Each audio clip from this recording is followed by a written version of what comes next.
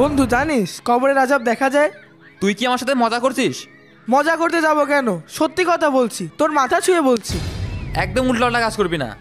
মাথা ছুঁয়ে বলার কি আছে? আর আমার মাথা কি খুব পবিত্র জিনিস নাকি? এগুলো বললে গুনাহ হয়। তাহলে তুই বিশ্বাস করছিস না কেন? আমার বাবা মা, দাদা দাদি, নানা নানি কেউ আজ পর্যন্ত বলিনি যে কবর আযাব দেখা যায়। আর তুই এসে একটা মন গড়া গল্প বলবি আর আমি বিশ্বাস করে নেব? তুই আমাকে চ্যালেঞ্জ কর, আমি তোকে কবরের আযাব দেখাবো। ঠিক আছে, চ্যালেঞ্জ। তাহলে চল। চল। তোকে আজকে আমি কবরের আযাব দেখিয়েই ছাড়বো। ঠিক আছে, দেখবানে কেমন কবরে আযাব দেখাস আজকে দেখি। ওই যে সামনে কবরস্থান, চল চল কবরস্থানের ভেতরে চল। তুই আগে আগে যা, আমি আসি তোর পিছনে। তুই কি ভয় পাচ্ছিস? একটু একটু করছে রে। আরে আয় আয়। আমার তো খুব ভয় করছে। ভয় পাবার কি আছে, এখানে তো সবাই মরা মানুষ। আরে চল চল। তারপরেও না আমার খুব ভয় করছে। আর কই, এখানে তো কোনো কবর আযাব দেখতে পারছি না। না, কাজের সময় আবার কি কল দিল। হ্যালো, আসসালামু আলাইকুম ভাই। ওয়ালাইকুম আসসালাম। 20 মিনিট আগে আমার নানা মারা গেছে, তার জন্য একটা কবর খোঁড়া লাগবে। সারা জীবন না খেয়ে থাকি, কোনোদিনই কোটিপতিরা খবর নেয় না, শুধু কবর খোঁড়ার সময় আসলে আমার কথা মনে পড়ে না। তুমি তাড়াতাড়ি আমার নানার কবরটা খুঁড়ে রেডি করে রাখো, বাদ আছর জানাজা। ঠিক আছে, আপনি অন্য টেনশন করেন না।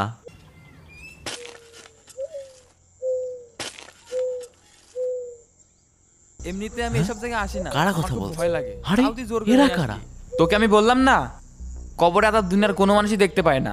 চল বাসায় যাই। এই ছেলে, হ্যাঁ, এদিকে আসো।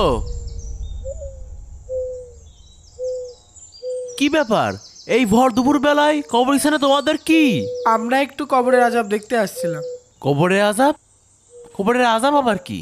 কেন আঙ্কেল, আপনি জানেন না যখন কেউ দুনিয়াতে ভালো কাজ করে মারা যায় তাহলে সে তার কবরে শান্তি পায়, আর যখন কেউ দুনিয়াতে খারাপ কাজ করে মারা যায় তখন সে তার কবরে আযাব পায়।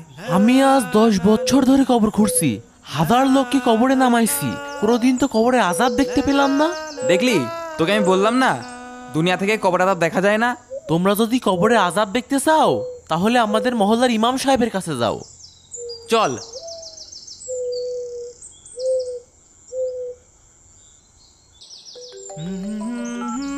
আসসালামু আলাইকুম হুজুর।